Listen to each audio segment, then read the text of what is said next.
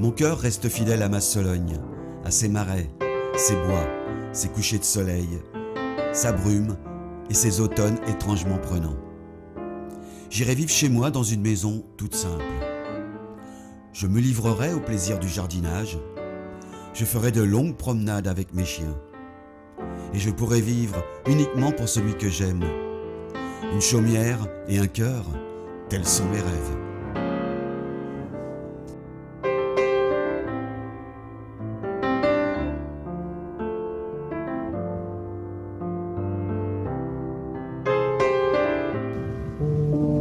Toi qui sur la terre fais le bonheur pour moi. Vous aimez cette chanson, Maurice? Mais oui. C'est tout ce qu'elle vous inspire? Vous savez que je l'ai apprise avec beaucoup de peine pour vous faire plaisir. C'est une chanson de votre pays. Il paraît qu'on la chante souvent dans les villages de vos plateaux les jours de noces. C'est pour ça que je ne la connais pas. Je ne me suis jamais encore marié, mon amour. Mais bientôt, on la chantera pour nous. Oh, Maurice. Ah, pour nous. Oui. Oui, dans mon pays, dans notre maison, près de notre maman. Maman. Les mauvais souvenirs qui me hantent se fondent près de vous, Maurice.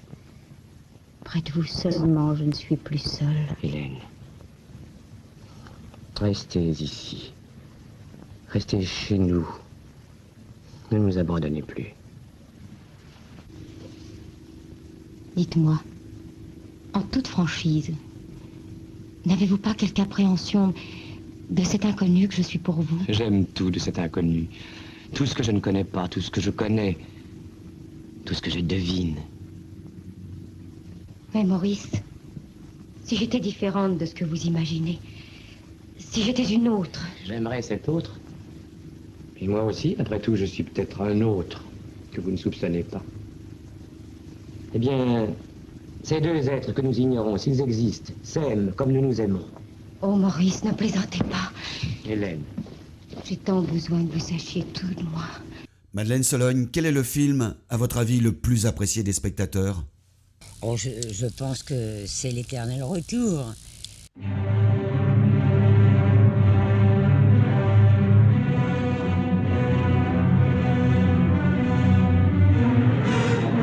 parents étaient norvégiens. Ils avaient un bateau. Je venais de naître dans l'île. Ils partaient en croisière. Le médecin n'a pas voulu qu'ils m'emmènent. Flashback sur la séquence réalisée fin des années 80 dans sa maison. Madeleine Sologne, après avoir été réticente vu le jeune âge du journaliste, ainsi que nos arguments et moyens de tournage, a fini par accepter l'interview. À l'occasion des 20 ans de sa disparition, nous avons tenu à réactualiser ce document d'archives par le témoignage de Sylvie Chambonnière, sa nièce, qui nous parle de sa tante et rappelle quelques souvenirs de jeunesse passés dans sa maison qu'elle habita jusqu'à sa mort, ainsi que le témoignage exclusif des propriétaires actuels de la maison de sa naissance. Ils ont bien connu Madeleine et nous rappellent comment elle parlait de sa maison.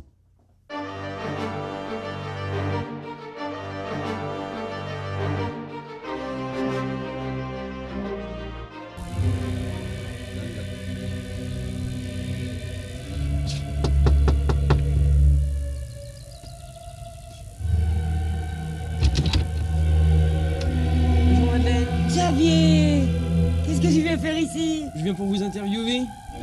Mais dis donc, tu aurais pu me téléphoner.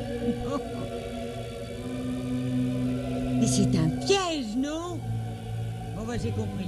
Écoute, je vais me changer. Et puis, j'arrête ma musique et je suis là dans 5 minutes, ok? Comment êtes-vous devenue comédienne? Le hasard.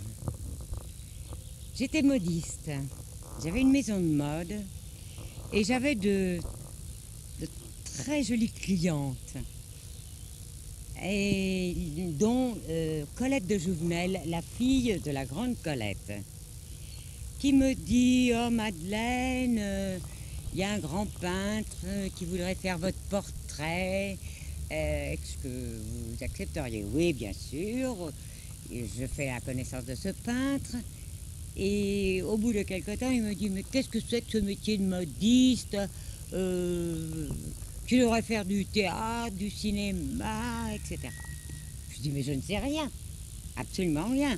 Alors il faut que j'apprenne. Bon, alors j'ai pris des leçons particulières, de classique, de moderne, de chant, car tous les jours j'ai pris des leçons de chant pour ne pas faire la moindre erreur. Maria, quand je vois tes yeux, la la la la la la la la la la la. Maria,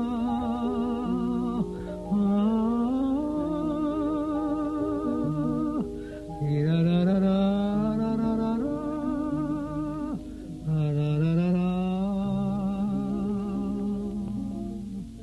Maria,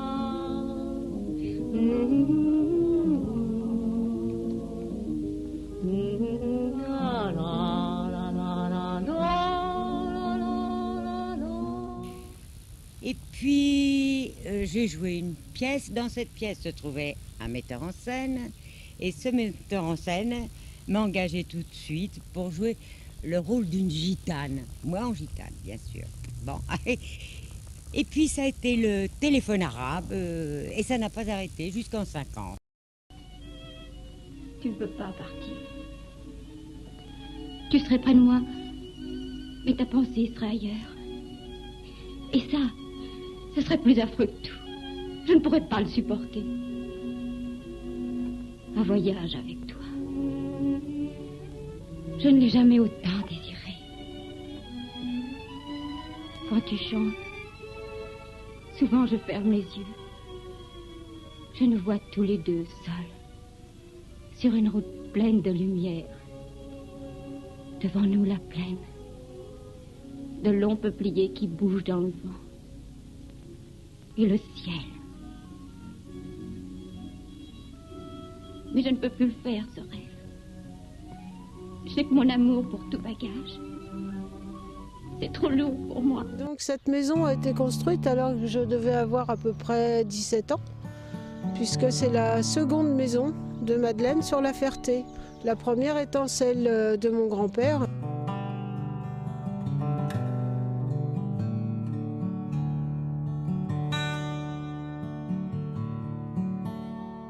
Madeleine est donc née dans cette maison, de même que ses trois frères. C'est donc la maison de mon grand-père, une maison d'enfance qui est bien chargée de plein de souvenirs. Et on voit là sur le côté 3 fenêtres qui correspondent au salon séjour.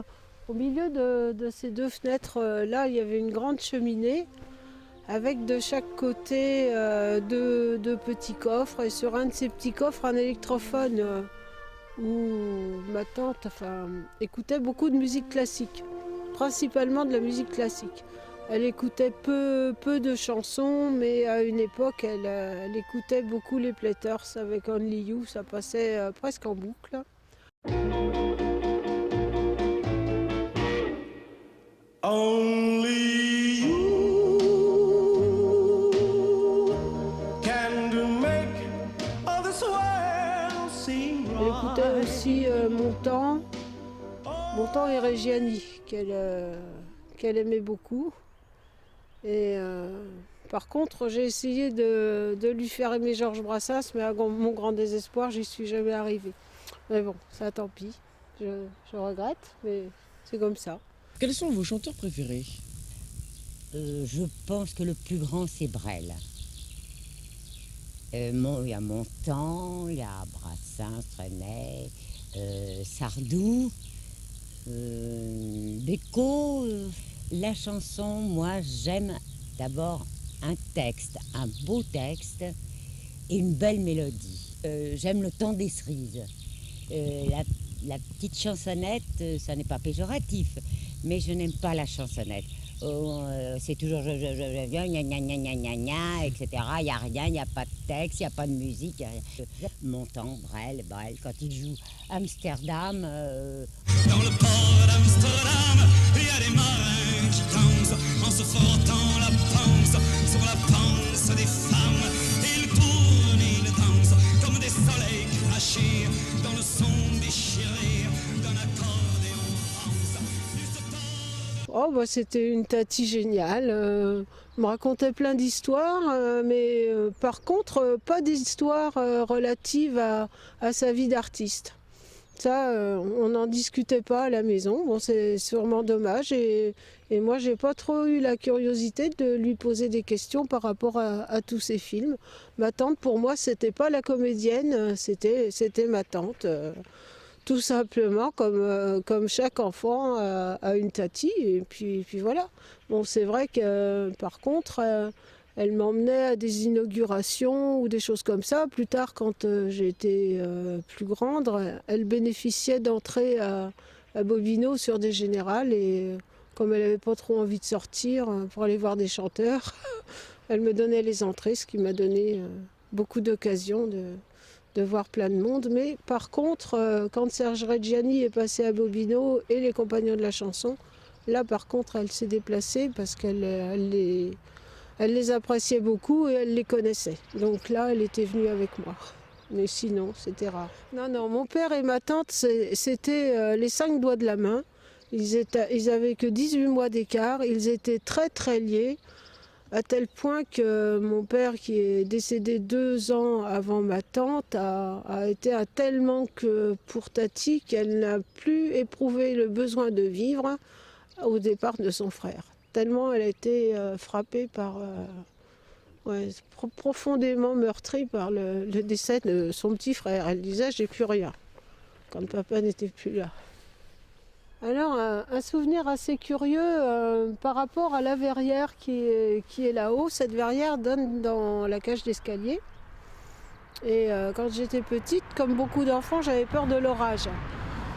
Donc voir les éclairs, tout ça, bon, ça m'effrayait un peu, je pense que c'est normal.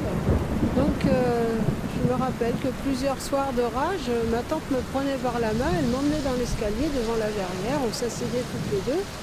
Elle me prenait dans ses bras et elle me disait « regarde les éclairs comme c'est beau » et puis on me faisait compter entre l'éclair et le tonnerre de manière à savoir à quelle distance se tenait l'orage. C'est vrai que c'est une maison qui est chargée de plein de souvenirs, des souvenirs de famille principalement, et puis de voir aussi comment la maison a évolué après son départ. Divers propriétaires l'ont un peu transformée, surtout sur les extérieurs. Alors ça change beaucoup. Il y a plus les sapins. Les sapins qui faisaient 25 mètres de haut. D'accord. Et qui crevaient les uns après les autres. Alors, après la grande sécheresse. Après la sécheresse de je ne sais plus Puis quelle année. cette maladie qui s'était mise dans les sapins oui. automatiquement. Et c'est malheureux. Obligé de les faire abattre. Ça nous a fait mal au cœur, hein, franchement. Et donc, on était content que Madeleine ne soit plus là parce que ça lui aurait fait de la peine. Oui. Et Madeleine, oui, bien sûr. Madeleine, elle avait baptisé ça les Champs-Élysées. Alors c'était les Champs-Élysées, cette grande allée, parce qu'il faut vous dire une chose, c'est que ça ne s'arrêtait pas là. Oui. Ça s'arrêtait jusqu'à la maison de Madame Benito. Et c'est aussi pour moi un peu émouvant de revenir ici parce que depuis qu'elle a vendu sa maison, je n'étais jamais revenue. Donc ça fait quand même un drôle d'effet. Et alors la pièce qu'on voit là-haut, c'est quoi? La pièce là-haut, Sous les combles. c'était sa pièce où elle répétait ses pièces, c'est le moment de le dire. Hein. D'accord. Elle répétait ce qu'elle allait jouer sur scène ou ce qu'elle allait jouer en film, je ne sais pas. Ouais. Chaque fois qu'on faisait des travaux, elle était toujours derrière. Elle nous disait « Qu'est-ce que tu fais dans ma maison? Qu'est-ce que tu fais? Qu'est-ce que tu fais ?» Bah, je lui ai fait ça. Voilà. Alors, en fait, elle voulait que vous touchiez pas à sa maison, quoi. Hein, c'est ça. Voilà. C'était à elle, il n'y a rien à faire, c'était sa maison. C'était sa maison natale, il faut reconnaître. Ouais. Alors elle y tenait quand même beaucoup. Donc, qu'est-ce qu'elle disait alors, par exemple, si vous avez une anecdote à nous raconter? Ah bah ces toilettes. Les toilettes. Ouais, les toilettes, par exemple, c'était quoi alors? Quand j'ai voulu les refaire, elle m'a dit, mais pourquoi tu changes ça? C'est tout neuf, mais ça avait 60 ans, mais c'était tout neuf. Non, 40 ans, c'était déjà pas mal. Alors on arrive bien des fois avec elle. Hein. Ah oui. Du reste, monsieur et madame Marcelin ont ri aussi avec ça, hein, quand on leur a raconté justement cette anecdote. Parce que quand la maison était construite, il n'y avait pas l'eau ici. Il y avait juste l'eau des puits. Il y a un puits qui est là-bas et un puits qui est derrière là. Et tout ça, ça alimentait la maison. D'accord.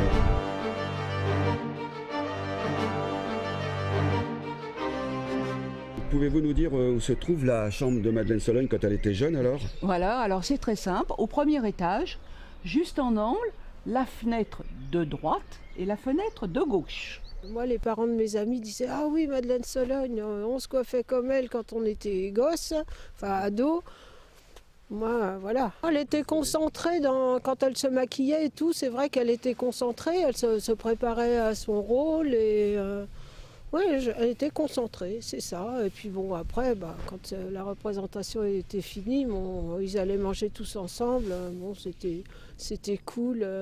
Enfin, moi, je peux surtout parler du théâtre de l'Île-de-France parce que c'est surtout cette troupe de comédiens que j'ai bien connue, dont certains étaient amis avec Madeleine, comme Marie-Christine Desmarais, qui avait notamment joué pendant des années dans Boing Boing.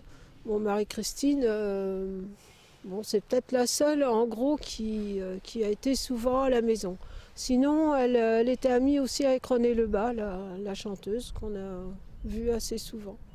Quand il y avait des réunions de famille ou des réunions avec des amis à la maison, on mettait souvent des disques et puis on dansait, ça chantait. Elle chantait pas, mais elle nous faisait chanter, ça c'est sûr. Et danser, elle m'avait demandé d'ailleurs de lui apprendre à danser le twist. Bon, j'ai eu un peu de mal parce que le déplacement des genoux a été pas simple, mais si, ça marchait bien. Quand elle est arrivée à La Ferté, c'est vrai qu'elle avait un petit peu coupé toutes ses relations avec tous ces gens de spectacle. Ça lui arrivait d'être demandé pour aller faire une inauguration ou participer à une manifestation ou autre. Alors là, c'était « Oh, j'ai pas envie d'y aller », il fallait toujours s'y reprendre à plusieurs fois. « Mais si, ah oui, mais tu te rends pas compte, il va falloir que je m'habille, que je me maquille. » Et puis bon, une fois qu'elle était partie, tout allait bien, elle était contente, mais elle aimait bien se faire prier finalement.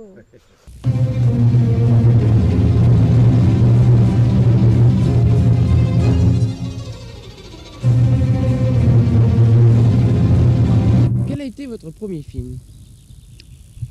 Mon premier film, c'est Les Filles du Rhône.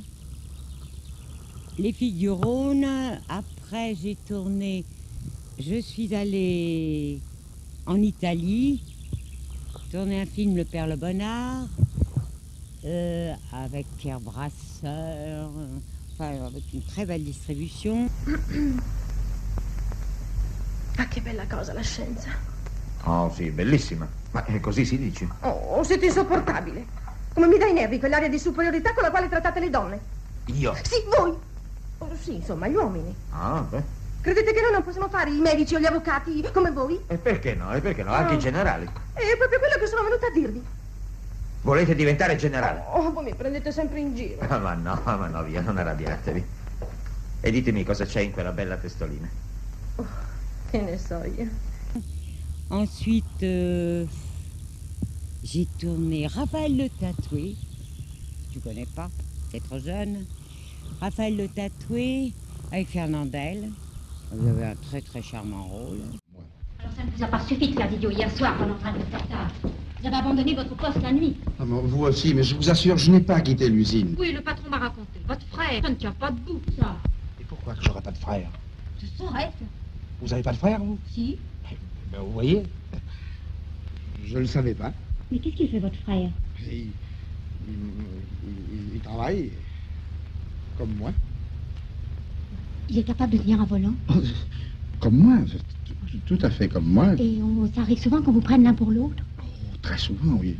Alors, lui, on le prend pour moi on me prend pour lui. Et quand vous êtes ensemble? Oh, alors là, c'est encore pire. Oh, j'ai une idée formidable! Où est le dossier Badin? Dans la lettre U. Ah oui, où est la lettre U? Écoutez-moi, patron. Vous vous rappelez les tétons? Quels tétons? Les frères tétons, les prenez toujours l'un pour l'autre. Moi, je les prenais. Qu'est-ce que vous me racontez? Mais non, il paraît qu'au régiment, quand il y en avait un qui était puni, c'était toujours l'autre qui faisait la punition. Quel autre? Mais l'autre téton. Et alors? Moi, alors, une idée fantastique pour la course, avec les deux frères. Les deux tétons? Mais non, avec Modeste. Oh, qu'est-ce que vous voulez faire avec cet imbécile? Oh, ils sont deux frères. Ils se ressemblent tellement qu'il est impossible de les reconnaître l'un de l'autre. La preuve, vous hier soir au Vénus Park. Et alors? Alors pour la course, pour le marathon. Quoi pour la course? Quel marathon? Regardez le parcours. Mais je le connais. 5000 km.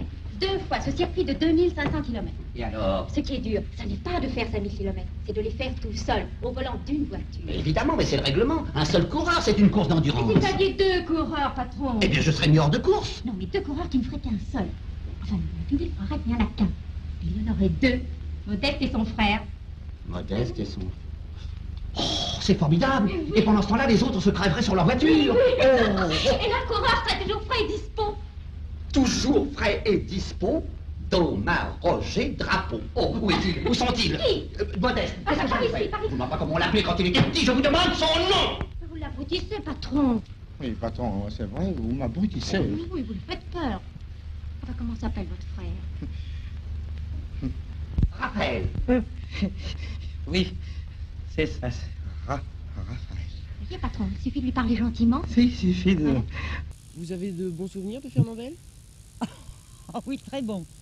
Écoute, il était adorable, charmant, adorable. Mais je lui avais dit un jour, tu m'ennuies avec tes histoires. Il ne faisait que de raconter des histoires. Elles étaient drôles, mais tous les soirs, je dînais avec lui, et tous les soirs, il me racontait pendant 1 heure ou 2 des histoires. Alors je lui ai dit, on pourrait quand même parler d'autre chose. Finalement, c'était un être adorable. Moi, je suis très bien entendue, et je crois qu'il m'aimait beaucoup. La guerre est arrivée, et puis je suis allée dans le Midi, et dans le Midi, j'ai continué à tourner. Et je suis rentrée en 1941 pour tourner avec Monsieur Delannoy, Fièvre.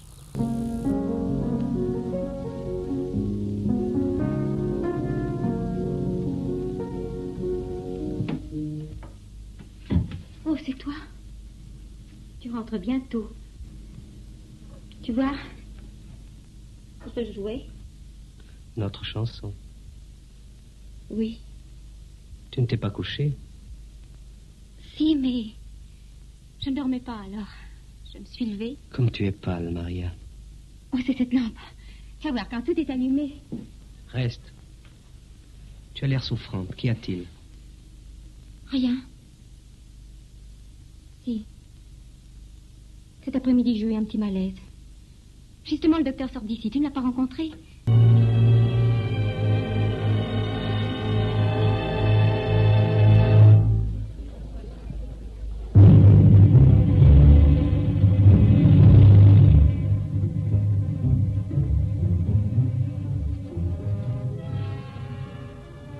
Êtes-vous né à La Ferté-Raymond?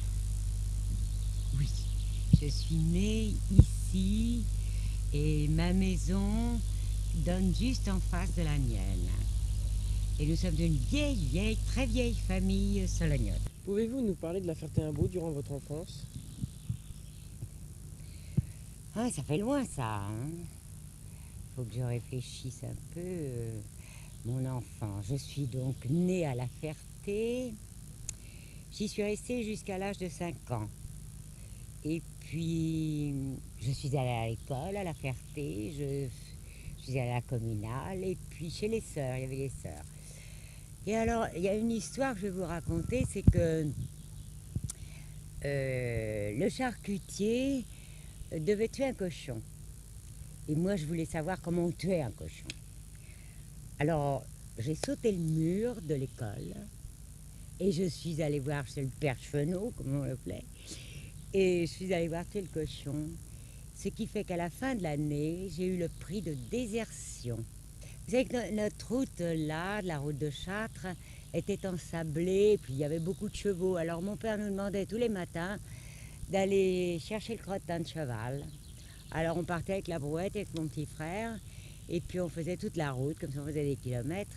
Puis un jour on en a eu assez. Alors on est allé au Plessis, qui était une ferme, et puis nous avons ramassé des cochonneries de bouches de vaches, de cochons, etc. On a mis ça dans le fond de la brouette. Dessus, on a mis le crottin. Et puis, à l'arrivée à la maison, on a retourné la brouette. Mon père était là, évidemment. Il nous a fait tout retirer et tout jeter, bien sûr, parce que ça n'était pas du vrai crottin. Je gardais les oies. Il y avait une ferme, là, dans La Ferté. Et alors, je partais avec une amie et on allait garder les oies toujours au Plessis. On remontait là-bas. Il y avait des vaches, il y avait des taureaux. Je n'aimais pas beaucoup ça. Hein. C'était toujours très froussarde pour les vaches, elle n'aimait pas beaucoup. Puis on revenait le soir, elle longeait les fossés, c'était très, très charmant.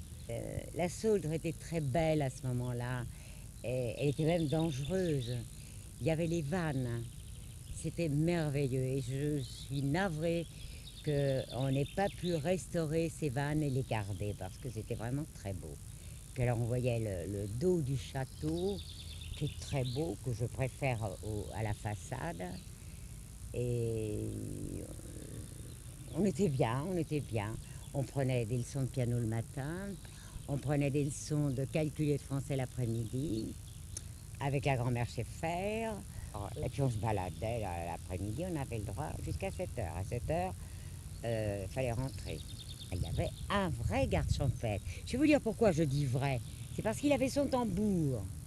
Et alors, il ameutait tout le monde, le pays, comme ça, et puis, avis! Alors, on était tous autour de lui, c'était un bon copain gentil, et puis il nous racontait son histoire. Alors ça, c'était vraiment la couleur locale, et c'est navrant qu'on ne garde plus ce folklore dans les petits villages. Une question assez importante, Madeleine. Oui. Pourquoi avez-vous pris ce nom de Sologne? C'est tout bête, parce que je suis née en Sologne. Elle a eu le bonheur, parce que pour elle c'était une joie immense, que la commune de La Ferté-Saint-Aubin donne le nom de Espace Madeleine Sologne à sa salle pas vraiment salle des fêtes, salle de spectacle. Et de plus, cette salle étant pas très loin de la gare, on la voyait très bien de la gare, quand on passait par le train, on voyait. Et ça, ma tante me disait toujours, tu te rends compte, regarde, Espace Madeleine Sologne, ça se voit même du train. Alors ça, c'était formidable. Et il y a aussi une école primaire à Châteauroux qui porte son nom, et ça a aussi été fait de son vivant. Bon, d'abord, je trouve très bien qu'il y ait quelque chose de fait maintenant. Je veux dire, enfin. Enfin. Et je sais qu'elle aurait aimé que de son vivant, bon, c'était un de ses regrets, que ce n'ait pas été fait alors qu'elle aurait pu le voir et puis peut-être participer à cette inauguration, que ce soit... bon, là, c'est le foyer rural, mais bon, ça... Moi, je trouve personnellement que la rue du 11 novembre devrait s'appeler rue Madeleine Sologne.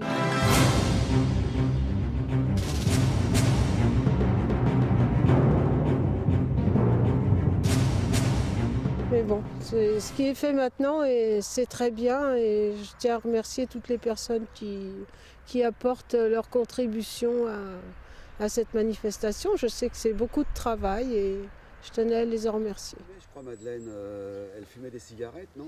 Oui, elle fumait des gitanes. Ouais. Alors quand elle sortait, elle avait un très joli porte-cigarette, mais ça, elle le prenait quand elle sortait et encore pas tout le temps. Donc elle utilisait un fume-cigarette et donc ces gitanes sans filtre. Et puis un beau jour, elle a trouvé que pour fumer moins, ça serait mieux peut-être de les couper en deux. Donc elle coupait ses gitanes en deux, qu'elle remettait bien entendu dans son paquet. Mais ce qui était assez drôle, c'est que quand elle offrait des cigarettes, bon, certaines personnes, quand elles tombaient sur la demi-cigarette, faisaient quand même une drôle de tête. Et je crois que ça l'amusait beaucoup, ça. La Sologne n'a-t-elle pas changé? Si, elle a changé. Je vais vous dire pourquoi. À cause des fils de fer barbelés, des grillages qu'il y a dans toutes les propriétés. Bien sûr, ça évite un petit peu le sanglier d'arriver sur nos voitures, mais enfin, parce qu'il n'empêche pas les accidents. Mais, puis j'aimais bien les routes qui étaient pleines de sable, maintenant c'est le macadam. Les trottoirs, avant, il y avait les fossés, c'était joli. Si, ça a changé. Il y a une chose qu'il faut reconnaître, c'est qu'on reboise quand même, ce qui est très important. Je dis que chaque jour, un homme devrait planter un arbre. Oh, je pense que c'est l'éternel retour avec Jean Marais. Et puis, il y a eu Il y a eu Vautrin avec Michel Simon, il y a eu Un ami viendra ce soir, avec Michel Simon encore. Je ne suis pas l'impératrice de Chine. Je suis d'une banalité navrante. Et si j'ai poussé par hasard dans ce lieu étrange, c'est que je n'ai pu trouver mieux. Sur ce, monsieur, je vous dis adieu. Et moi, je vous dis au revoir et à très bientôt. Ça m'étonnerait, parce qu'à partir de demain, la petite fleur va se trouver transplantée dans un coin beaucoup plus discret. C'était donc pour ça. Pour nous tous. Il est mort. Et ce n'est pas Maurice qui est mort. C'est un Allemand. Il avait pris le visage de Maurice pour nous faire du mal. Il fallait l'empêcher. Maintenant, c'est fini. Il ne pourra plus jamais faire du mal. Non, mon petit. Plus jamais. Vous savez, Maurice et moi, on s'aimait bien. On s'était mariés. Il reviendra pour m'emmener là-bas. Tino Rossi, il y a eu la fièvre avec Tino Rossi.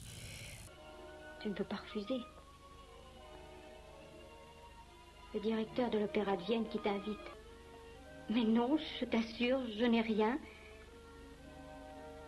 Vas-y, je veux que tu y ailles.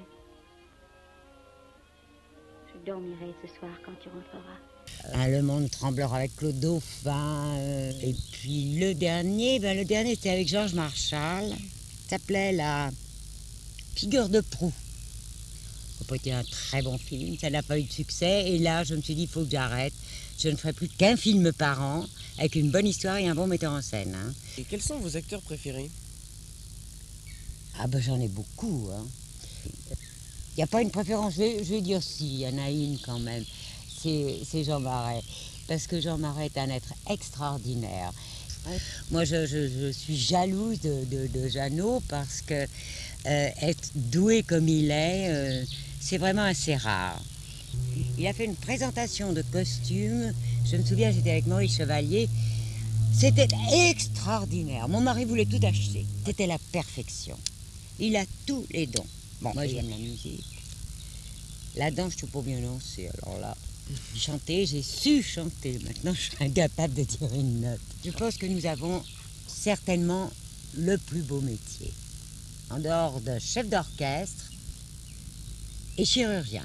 Je vais peut-être raconter une anecdote parce que c'est peut-être la seule anecdote de cinéma que j'ai jamais entendue. Dans le film, il y a une prise de vue à un moment où elle est couchée par terre devant une cheminée avec Jean Marais. Cette prise de vue a été tournée en tout début d'après-midi, après un formidable gueuleton. Et ma tante, qui n'avait pas un gros appétit, avait apparemment bien mangé le midi, et tellement bien qu'elle était omnubilée par le fait qu'elle devait avoir un gros ventre et qu'on allait voir que son ventre. Ça servira à quoi? À rien. C'est ce qui est beau.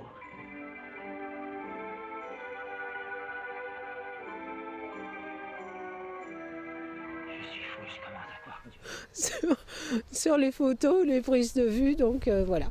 Mais bon, moi c'est la seule chose qu'elle m'ait racontée. Après j'ai eu l'occasion de connaître Jean Marais quand ils ont joué 10 proies au théâtre. Mais voilà. Sinon ma tante, avec le théâtre de l'Île-de-France, oui, je l'ai beaucoup côtoyée à cette époque parce qu'en plus j'étais ado, donc c'était bien, j'allais me faire mon argent de poche en étant ouvreuse pour placer les spectateurs pour Marie Tudor. Et pour la dernière de Marie Tudor, ils avaient prévu de faire une farce à ma tante, pensant qu'elle allait bien entendu y rester et ne pas pouvoir tenir son sérieux. Et ils avaient donc décrété, les autres comédiens, de demander à mon père de tenir un rôle de bourreau. Ils ont isolé ma tante dans une loge toute seule. Alors elle n'arrêtait pas de rouspéter parce qu'elle n'était pas avec les autres. Donc il y en avait toujours un qui sortait pour la retenir, pour pas voir qu'évidemment pendant ce temps-là, ils étaient en train de costumer papa. Donc avec un collant rouge, une tunique rouge et une cagoule rouge. Et papa est entré sur scène, donc habillé comme ça. Les autres acteurs, eux, n'avaient pas réussi à tenir leur sérieux. Ils avaient tous tourné le dos au public et on voyait les épaules qui sautaient comme ça tellement ils riaient. Et ma tante, sur le coup, se retourne en disant « Bourreau entre » et tombe face à face, bien sûr, avec son frère. Et elle a marqué un temps d'arrêt, elle a terminé sa tirade, elle a été nickel. Elle n'a pas du tout rire, rien du tout, mais je pense qu'il était temps quand même que le rideau tombe. Comment occupez-vous vos journées? Ah bah écoute, je vais te dire quelque chose, c'est que je suis occupée toute la journée et je ne fais rien. Il y a quand même beaucoup d'occupations, tu sais, quand on a une maison, un parc, ce matin j'ai repassé, un petit coup de torchon de rien du tout, et je fais des scraps toute seule. Je fais beaucoup de patience, je lis, j'écoute beaucoup de musique. C'est un beau parc, donc vous aimez la nature. Mais aimez-vous bien les animaux? Bien sûr, j'aime les animaux, c'est pas une question qu'on pose ça. Sur le devant, il y a une grande salle de séjour dans laquelle elle était très souvent parce qu'elle s'installait toujours sur le même fauteuil de manière à pouvoir regarder le parc par la porte-fenêtre et un endroit bien précis où elle mettait des cacahuètes et des noisettes pour les écureuils. L'écureuil qui bien sûr venait se nourrir, courait dans le bois, grimpait aux arbres et ça c'était un vrai bonheur pour elle de voir les bêtes. Les bêtes qu'il y a toujours eu à la maison, chien, chat, quelquefois les deux en même temps. Quand j'étais petite, c'était une chienne berger allemand que d'ailleurs on a souvent gardée quand ma tante faisait des tournées théâtrales. C'est nous qui avions la chienne. Donc plein de souvenirs d'animaux. Les chats, les chiens, les écureuils. J'ai beaucoup d'écureuils ici. Je donne à manger aux oiseaux tous les matins. Et là, dans un petit coin, alors j'ai tout, je sais pas moi, par dizaines et dizaines. Et en une heure, tout est mangé. Ce qui l'a conduit d'ailleurs à soutenir la Fondation Brigitte Bardot pour sa cause pour la défense des animaux. Et je dois rendre un hommage à Bardot. Je fais partie de sa fondation, la seule femme en France qui ait pris cette décision et très rapidement et qui a remué vraiment, je vais presque dire, le monde. Car moi je ne supporte pas un animal martyrisé et je n'aime pas la chasse. J'ai beau être une solognotte, je n'aime pas, je suis contre la chasse et même la pêche parce que les poissons souffrent aussi. Avec un hameçon, ils souffrent. C'est devant cette porte-fenêtre où il y a d'ailleurs à l'heure actuelle un petit chat là, qui vient regarder, où se trouvait donc son fauteuil avec une petite table sur laquelle elle faisait des réussites, parce qu'elle jouait beaucoup aux cartes et également au Scrabble. Alors elle faisait des parties de Scrabble toute seule. Elle avait d'ailleurs une feuille où elle avait répertorié dessus tous les mots avec les lettres un peu compliquées, hein, les lettres à 10 points, W, Y, K et trucs. Et moi je venais le dimanche et on faisait des parties de Scrabble ensemble et puis avec papa également, ou même après avec les enfants quand ils ont été plus grands. C'était un gros divertissement le Scrabble. Et c'est resté, je crois qu'en fait, elle m'a inculqué aussi ce plaisir de faire des parties de Scrabble. Elle n'était pas grosse consommatrice de télévision, mais elle regardait des films évidemment, mais surtout elle était fan de Questions pour un champion. Ça, c'était l'émission culte de chaque jour, où de toute façon on savait que pendant le passage de cette émission, c'était pas la peine de lui téléphoner parce qu'elle décrochait pas le téléphone. Donc c'était d'abord Question pour un champion, d'abord et avant tout. Voilà, bon, sinon, sur d'autres émissions, je l'ai vu beaucoup avec les dossiers de l'écran. Et aussi, bah oui, assez bizarrement, Dallas. Dis donc, Xavier, tu m'as posé beaucoup de questions aujourd'hui. Tu m'as fait travailler. À moi de t'en poser une. Est-ce que tu sais jouer aux échecs? Oui. Ah oui, c'est une chose. Eh bien, on va faire une partie. Allez.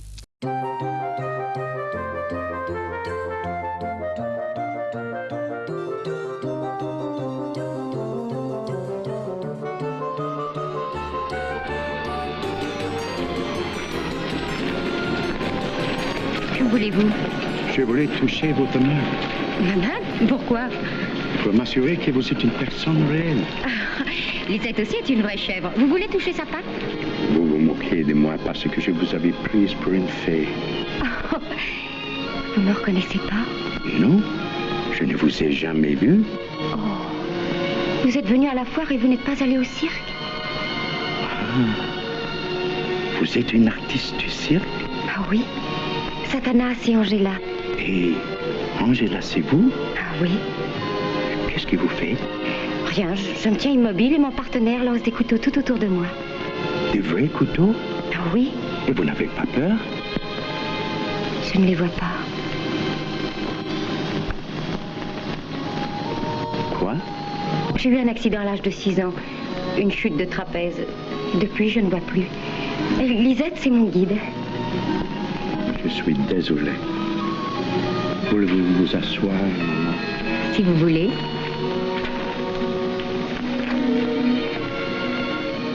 Comme je vous plains. Oh, je ne suis pas à plaindre. Le monde que j'invente vaut bien celui des autres. Cette roulotte est un palais, si je veux. Et si un soir, votre partenaire visait mal? Oh non. Satanas est le premier lanceur de couteaux du monde. Et votre famille permet cela? Je n'ai pas de famille. Robert, c'est Satanas, m'a recueilli après mon accident. Et vous habitez avec ce Robert? Oui. Oh. Et Clara, l'écuyère du cirque, c'est son amie.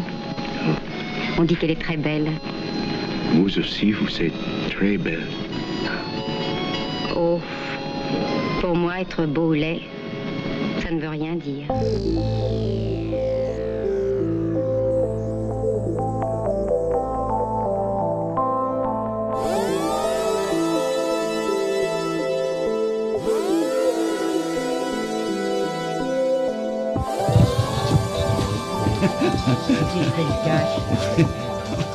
On fait toujours du cinéma.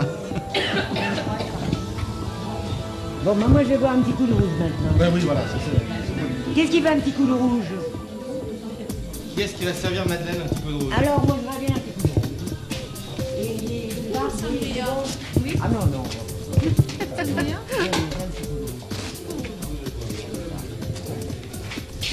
C'est le rouge de chez... Ah! Moi tu n'aimes pas les gars. Ah non, non, non, non, non, non, non, non. Non, non. Tu donnes ta main. Moi le vin, il faut que ce soit souvent et peu. Peu à la fois. Voilà. Voilà. J'y reviendrai.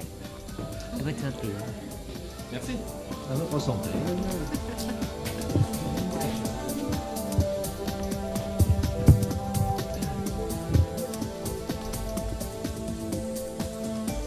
C'est très sympathique.